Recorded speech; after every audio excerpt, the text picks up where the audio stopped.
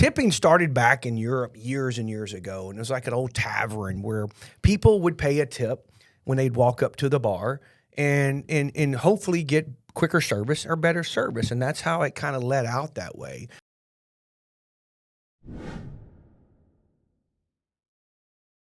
Hey, my friends, welcome back to our podcast, People Bring Profit.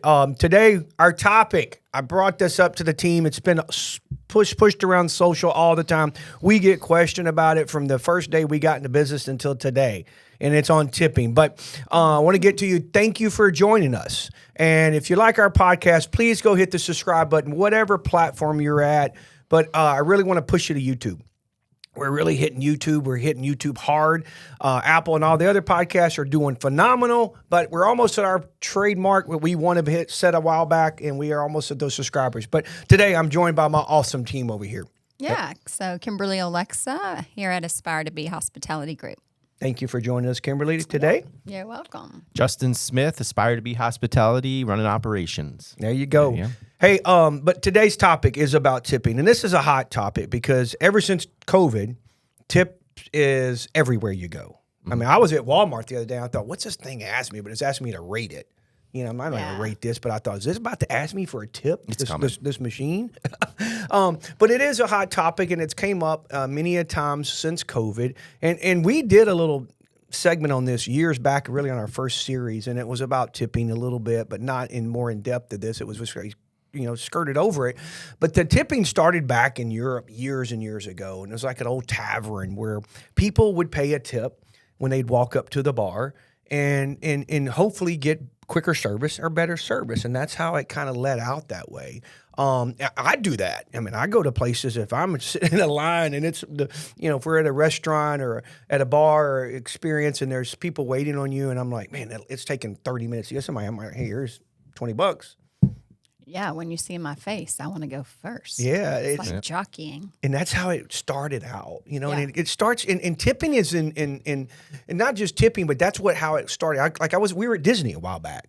I was thinking about this topic that we had brought up. Like at Disney, people pay extra to have those people escort them around Disney. You've seen that, right? Oh, yeah. I mean, they pay $2,000, and yes. They take them around Disney. To me, that's a form of tipping because that person's you're tipping Disney to get faster service, and you cut the lines, you get all that extra benefit out of it. I don't care for that, but I see people do that, so I kind of started that thinking of it. But that's how it all started back in history, where people paid extra to get better service or cut in line. So, but now the tipping model is different, and I want to talk about our restaurants because I saw this big topic on our local social media page. A couple of restaurant guys asked, it was like, what's your view on tipping? And it was asking the consumer, and so people dove in there and that's the same we look at all the time as a business. I'm always watching the tipping, way it's working and how it's going, making sure our servers feel tipped because, some of them complain about it. Some of them are celebrated or what. So on the restaurant side, it's important on our financials, right? Yeah. I mean, we got to pay our employees an hourly wage. Well, when you say it's important on our financials, I think you're referring to that as a business owner, our business company, we get tip credit. Yes. We're considered a tip credit employer in the state of Texas. Now, that's not throughout the United States. Some states do not get that advantage that we do. Yeah. And so that's just basically we pay a lower minimum wage to our servers, and then the tips make up the difference. However, I will say if the tips do not make up the difference, we are required as an employer to make up the difference. And so I'm glad they are on a minimum wage scale at that point. I want you to keep going here, but I want to bring that up because that's important. People don't understand that if our servers don't make an average of a minimum wage in a tip, when they're being tipped, could be a day that they're working at one of our Buffalo Wild Wings and it's a bad weather day and they didn't make enough money to cover their tips to cover their minimum wage. We offset that. We have to pay that. Yeah. So you have to do the federal minimum wage. And so whatever that difference is, if their tips don't make the difference as an employer, you make up the difference, 100%. But I always felt like this way, and Justin on this too. When you go into our restaurants and you see some of the servers, and our son was a server at one of our stores, and we go in there and we talk to these servers, and they're like, "Well, I didn't make that much in tips today." but some of them made a lot more. It's on the hospitality side. That's the whole trick to this, right? Oh yeah, it's friendliness, cleanliness, speed of payment, order accuracy, hot food hot, cold food, making a genuine connection. Those are tips. Those are tippable items. And on the ops side, it's very common to schedule your great teams based on, credit card tips or tips being a metric. The higher you generally get tipped, that there's a great correlation to the better service you're probably providing. Yep. And there's good tippers and bad tippers out there, and everybody has their own model. But over the span of a couple weeks or a couple months or, your tenure serving or bartending, it really starts to show, where your opportunities are. But the service aspect of it, my quick story is I delivered pizza and was being tipped 20 years ago. And I feel like just like anything technology, tipping just recently started changing. As a pizza delivery driver, it didn't matter what the check was. I got probably $1 to $3. And if I, got it there quickly on time and the pizza was still hot and fresh, maybe that was a $3 tip. And if I didn't, someone would throw me $1. But it was never this doesn't matter 20% craziness that it now is. I mean, I order Pizza Hut right now and it's a $70 bill and they want me to tip $14 or 20% on a delivery of a pizza for a place that's a mile away from my house. That whole model has changed immensely. Yeah. I don't know if you all feel it, but it's like, it's not just $1 or $1 or $3 or handing someone what you think they deserve. It's percentages. Yeah. And Well, through technology, though, we've gotten percentages now. So now the technology puts in front of our face, do you want to do 20, 25, 30, or custom, right? Yeah. That's and I think that's why people are starting to communicate more about this, because back in the day, before we had that technology, we could basically write what we wanted in tip line, right? It wasn't suggested to us. So now we're walking around with our feelings on our shoulders because this computer is suggesting something to me. And people are communicating to customers or to our consumers, hey, would you like to leave a tip on the screen here? You can put 20, 30, or whatever %.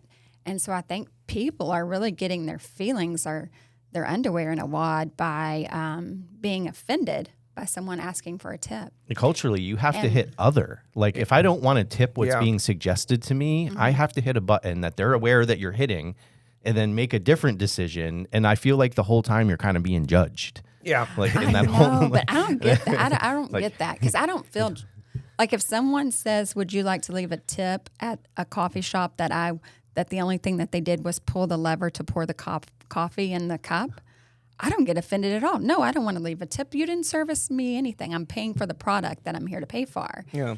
So, but I do think since it's become such a common practice and it's in the face of the consumer all the time, we are starting. For sure, awareness is out there, but we're starting to become offended by it because everywhere we go, someone's saying, no matter if it was a service to you or not, even if you're just buying a product, people are saying, well, would you like to tip? Yep, yeah. And that's where I think you go to when you go in our restaurants. And I'm trying to use our restaurants because I really judge them and watch them. And when we go to other restaurants, I'm watching how they do it. And, it all goes back there's two parts of this side of it. The business side of it, if they got rid of tips, like everybody, and I have some good friends of mine. I ain't gonna say one of them's name, but from the day before I owned my own restaurant, he hated tipping model. He just thought it was inappropriate. He thought the restaurant should pay all their employees enough money that they don't need tips. And I get his, philosophy on that side. But as a restaurant and in our hospitality business, if we had to go pay everybody an honest wage,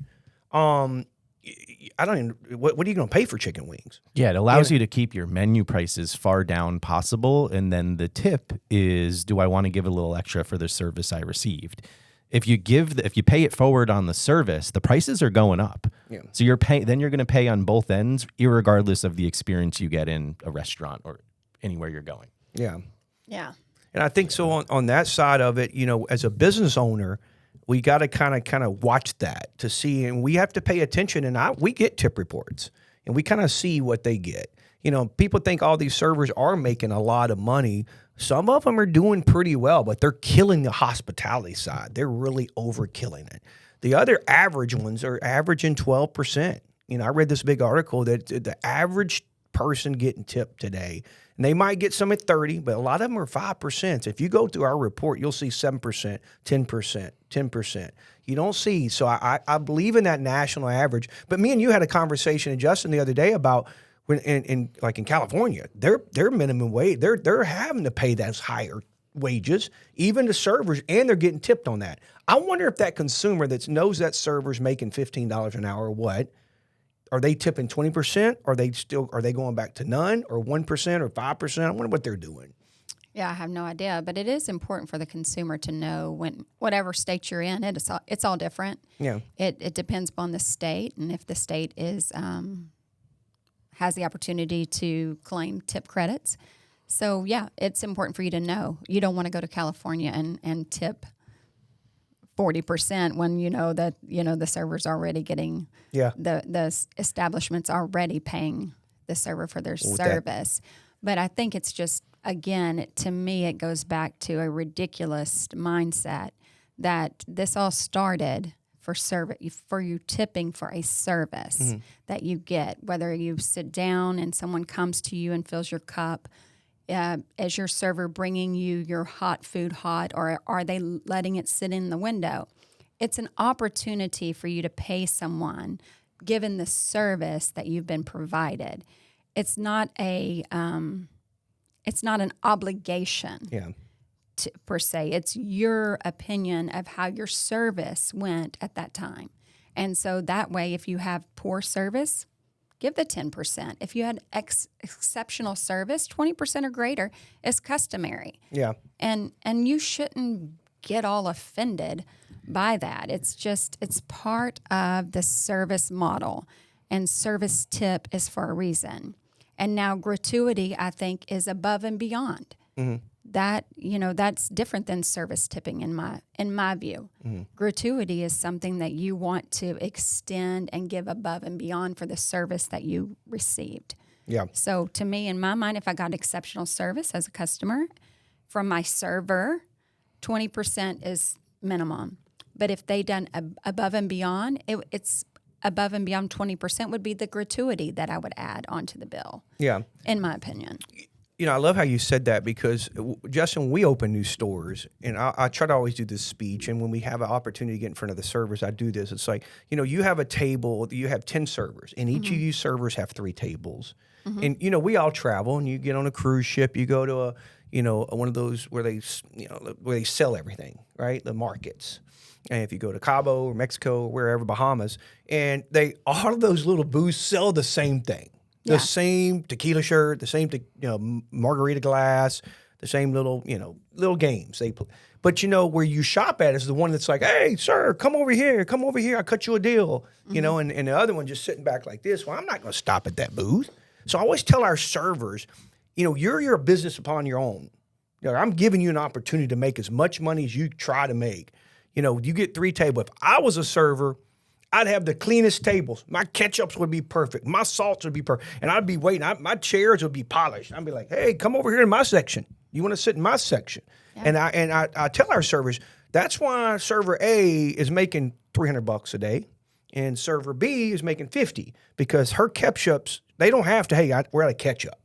Or, hey, there's no salt on the table, or whatever it might be in their quick service. We're experiencing that with one of our managers that somebody's applied for management, but he's balking a little bit because he's making $300 a day. Yeah. Yeah. I mean, and you brought the idea of it being an entitlement is the perfect comment, because not everybody is knows even what tipping is. So I always attack, tipping as a whole of, if someone leaves you a bad tip, how do you react to that? You have an opportunity to figure out what you did wrong, go back and fix it and do better next time. The ones that are making the most tips are attacking it like that. So you can't say every single experience I'm going to get upset that they didn't leave me 20%. You have to look at it, your percentages as a whole, all the tables you got all week, and continue to capitalize it on. That's what the little tiendas are doing. They're basically saying, how did I not get that guy that walked by me and went to Kim? And what do I have to do? Maybe he's not the guy that I have to wave my hands to. Maybe I have to find out the the dynamic of I got to go talk to the quiet person and attack them a different way. So you have to have different styles, but like tipping isn't every single person that doesn't tip you well you have to be upset about. That's an opportunity to learn where you could have done better. And I think the good ones play ball in that space. Yeah. And there's people that you can come in that, and when you get so good at it, irregardless of how good the service you are, you know they're a $5 tipper. Yeah. Right? But they still deserve this still kick-ass experience that you would give everybody else. And over time, you have so many opportunities to increase that 20% you're shooting to 21 or 22 and make yourself more money. That's how you win in tipping. I think we get so stuck on that one person that didn't tip me well. Yeah. That's Yeah, and honestly, I was talking to you the other day about this. It's like when and it may have been just because of our salary threshold when we were younger, but when we were younger, we would go to a restaurant and 10% was like that was an exceptional service. Yeah. Enough. Yeah. But I don't know if that was just because we were young and we thought that, or if that was like where it was, where our 20% is today. That's where it was back in 20 years ago. Yeah. Was within the 10% threshold, right? So I don't know if inflation has brought it up to the 20% or not. I can't really argue that or make a good argument for that. we bring that up because when we were dating, we were poor. Yeah. And you were putting yourself through college. We go to Casa Ole, and I'm going to tell on ourselves. We would share a Nacho Supreme. Yeah. And she would get one soda, I'd get a water, and we'd share that. And our bill was like $10, and we'd leave $1. Yeah. 10%. Yeah, it was 10%. Yeah. Because that's all we could afford back then. So that's so true. Yeah, I'm just wondering. I'm curious as if 10 went to 20 just because of inflation, or has it always been that and I've just been ignorant to the fact 20 years ago, maybe. I don't know. I think it was. We were, we were growing up in a spot we didn't really get fine dining, so we didn't pay attention to that. You've taught our kids that when they go out to eat, what percentages are tips and how, especially when they eat at one of our restaurants, that they better tip well. So You're a speed and accuracy deal, though. For that server, it's how quickly can I get them in and out. I know what they want already. They come in and get the same thing every time. I know they're leaving me a buck. I'm going to put a smile on my face, but can I get them in and out of here in 25 minutes because I need another buck?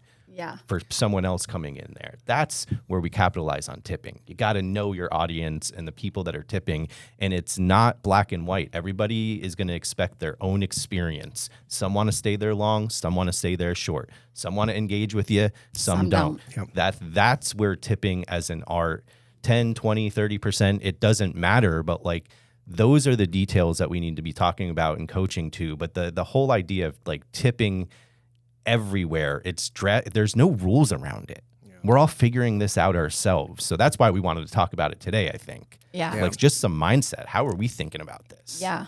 Well, I think, one sum of it, and this is the debate I had on social media about, because I get very upset when I see this in the tipping side of it. It's where you'll see guest comments on these social pages, and they're like, I'm never going back to this restaurant because my service sucked.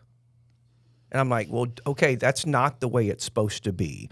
If my server has a bad day, and I'm going to be honest with you guys, we have some that have bad days. We have to deal with it on social. We have to deal with it on comments. Humans. Yeah, they're humans. They're humans.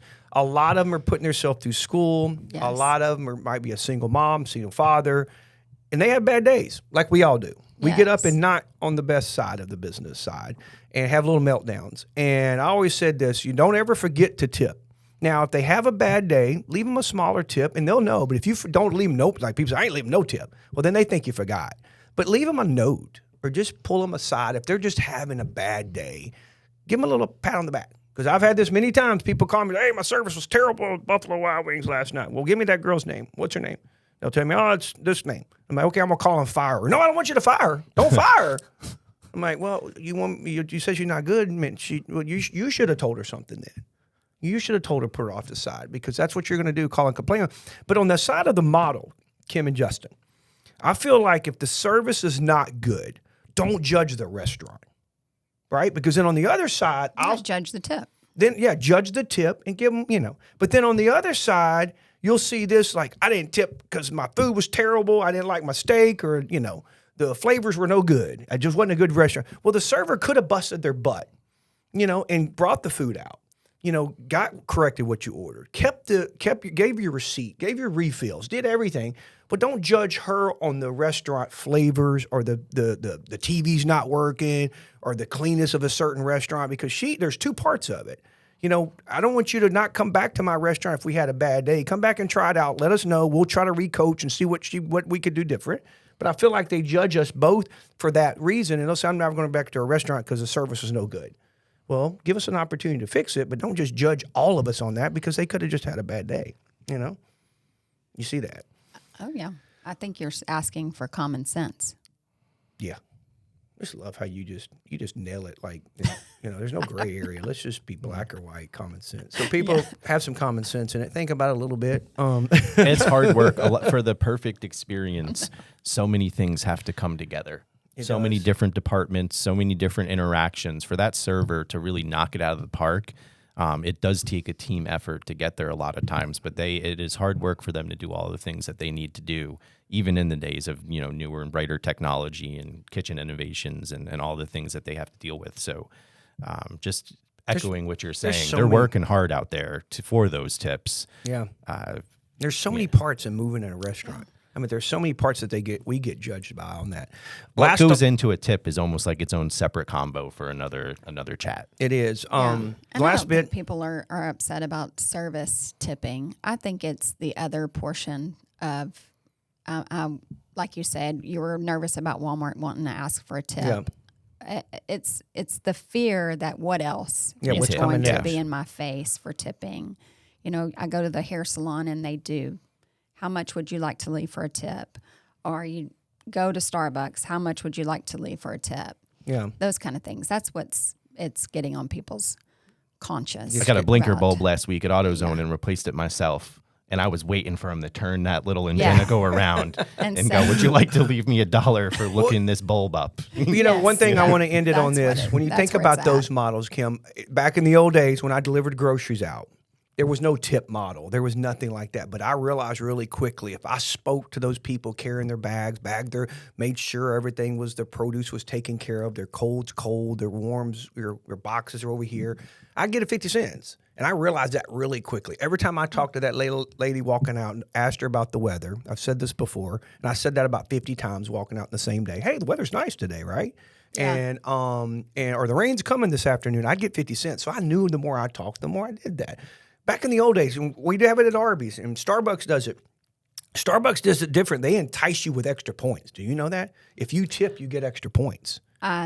You taught me that. That's one of the only reasons why I do tip at Starbucks is because you said I get extra stars. They get extra stars. I haven't tested your theory yet, and I hope you're right because I've been leaving. It does. It'll say extra stars, so they entice that. But let me ask you a question. Let's go back. Coffee, remember her fast food joint that she worked at years ago? When you're a younger lady? Yeah. Burger King, Employee of the Month. Still love that video. Pops up on my TikTok all the time. I still get comments. I didn't get tips. Would you work harder? What? Would you have worked harder, like been a little nicer if you got tips back in Burger King years ago? Well, I mean, the answer to that would be absolutely. Heck, that wasn't the model, but I'm sure if anytime somebody dangled an extra $1 in front of me, I was going to work harder to get it. Yeah. No doubt. And see, I don't feel like they do that these days. I feel like that you're saying that now. The youth today that are fast food joints, but they're not excited about it. Even when I tip the button, they don't, when I notice when I go to a restaurant, I write 20% or 25%, they look at that and you can see them smile. They get excited about that. Yeah. When you do this $1 tip, like you said, it pops up $2, I don't see them get excited. Because it's like they expect it now. And that's the problem. Like at Starbucks, it goes into like a tip pool kind of thing. I'm assuming it's not individualized.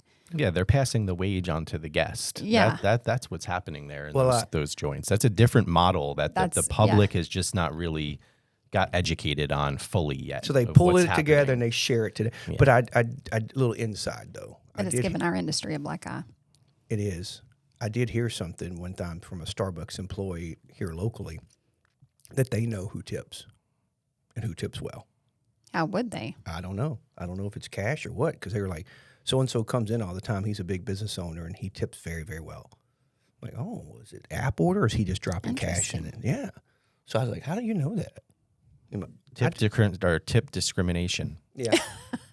Yeah, I feel like on, Oh gosh, Yeah. Justin. You know Here what we go.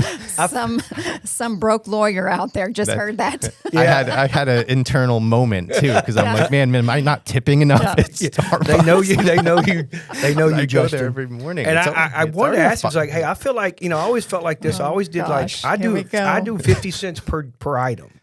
Like if I ordered 2 coffees, like this morning, I had me and you a coffee. I did $1. So you don't even look at the total. Nope, You're I just yeah. do 50 cents I like per. that. And I used to do it like in the old days when you went to a bar. You ordered 4 drinks, I felt $4. like That was common. I felt Yeah. like it was, and I think that's how it goes in those. But I think they, I figure like they know who you are. So, but Interesting. yeah. So, thank you for your time today, guys. Yeah. Appreciate y'all. Tipping is important, and it's become a hot topic, and it's become a thing that I don't know. We might have to start looking at differently in the future, and I hate that. 'Cause Yeah. I feel like it does drive good hospitality. I want to take up for our industry just for a moment and say tip your servers. They're out there servicing you. And here in Texas and Louisiana, I know for sure our employees, we do take advantage of the tip credit. They need your tips. Yeah, we pay them the minimum wage, but they're out there servicing. They're providing a service to you guys. So go out there and tip your servers. Yeah. They appreciate it. They do. I'm glad you said that because me and you were at one of our restaurants the other day, and one of our servers came up and been with her for 10 years. Yes. She's been with us 10 years, and she does very well, and I'm excited about that because they do work hard. It is a very stressful business, and they wait on all different kinds of attitudes that day. Yes. Yeah. And then they have their own that they're dealing with. So Yeah, they got a lot of stuff Tip at home. your they're worried about. servers. Yeah, tip your servers and people out there. And on the other things, if it turns it around, you make your choice. If you Yeah. make your choice, don't hit it. If you feel like they've done something and knew your name, hello, John, thanks for coming in today. They're at McDonald's, Arby's, wherever, and then give them extra money because they're working hard. That means they're trying. yeah. So if they're just doing an average job, don't hit the no button. But if they're doing an exceptional job, hit a little extra on there. Appreciate it. Yeah. Thank you for your time, guys. Appreciate you, and we'll see you soon. Make sure you go hit that subscribe button. Thank you, guys.